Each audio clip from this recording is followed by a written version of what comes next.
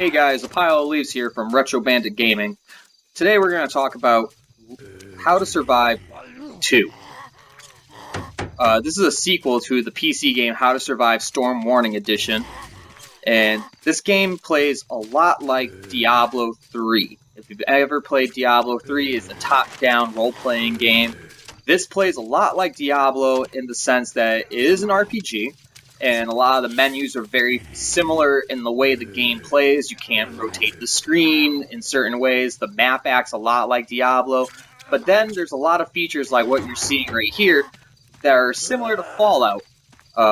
You can build your own camp, build your camp up, build up a little bit of a population with your teammates who are playing co-op. You build your armory and where you're going to make your weapons.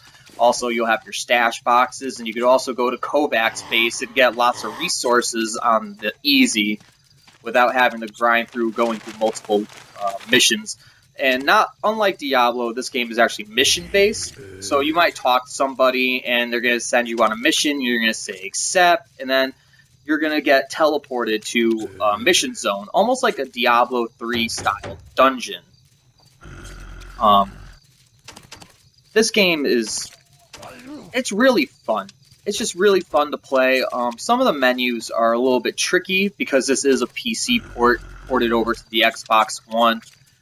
You can see me using some of the crafting. They try to make it a little simplified, but you still actually have like a mouse cursor that you control with your right analog stick. On the fly, going through your inventory while fighting hordes of zombies is not very practical. You want to find like a nice safe spot inside the building where there's not a lot of enemies around, or you're not going to get snuck up on, because there is no pause. Also, the wildlife in this game, you'll see later on in this clip, they're infected wildlife. The infected wildlife could be very dangerous. Pelicans can throw up green acid in straight lines, causing tic-tac-toe patterns, trying to make it very hard for you to walk around, try to run around them. Deer are sometimes infected, and they are very strong when they attack. They can take you about half health all the way in 2 hits. So you have to be very conscientious of what enemies you're fighting. There's also exploding enemies that can cause you to take damage. Right here, I paused the game, and the enemies just don't stop coming, even if you pause the game. They're not going to stop. There's also a lot of weapons you could choose from in this game. Crafting is very versatile. There's lots of items to pick up, lots of loot to pick up. You're not going to be looking for money like how you'd be looking for in Diablo to buy new items, but you're going to be looking for boxes of nails, wooden planks, sticks, anything you can use to craft yourself a more sturdy weapon throughout the game. Doors are breakable by you and the zombies. You could run right through a wall that a zombie's trying to break through and beat them to the punch and just take them all out. In this clip, it's early on in the game. I don't have any guns unlocked right now, but the aiming plays much like a twin-stick shooter, where you're going to be using one stick to move your character, one stick to aim, and the right trigger to pull either your bow and arrow or the trigger on your gun, whatever you're using for a weapon. Also, it was a little weird to adjust to this circle of area of play that this game has. When you're moving behind trees, obviously the tree disappears so you can see your character because there is no screen rotation. Right here you can see some of that acid the pelicans will throw up on you.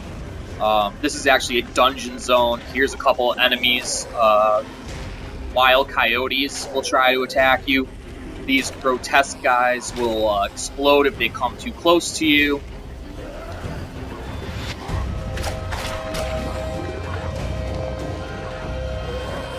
And sometimes it's just good to keep your distance, especially when you don't have a ranged weapon.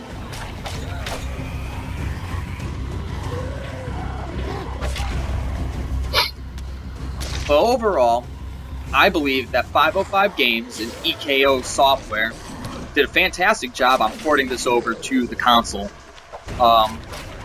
There could be some slight improvements in how you manage your inventory and make it a little more accessible for the console users. But other than that, it's small things. Nothing in this game seems to be broken, and it's just a fun time. So I'm going to give this game 4 out of 5 in my opinion. You know, this is my opinion. You don't have to listen to it. But I would like to know what you think of this game, now that you've seen a little bit of it. You can leave a comment below. And don't forget to hit the subscribe button.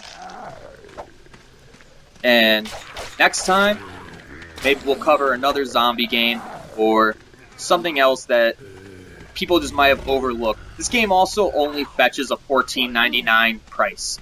This game's only $15 on the Xbox One store, Microsoft store. So, if you like Diablo 3, if you like a good zombie game, this might be the game for you.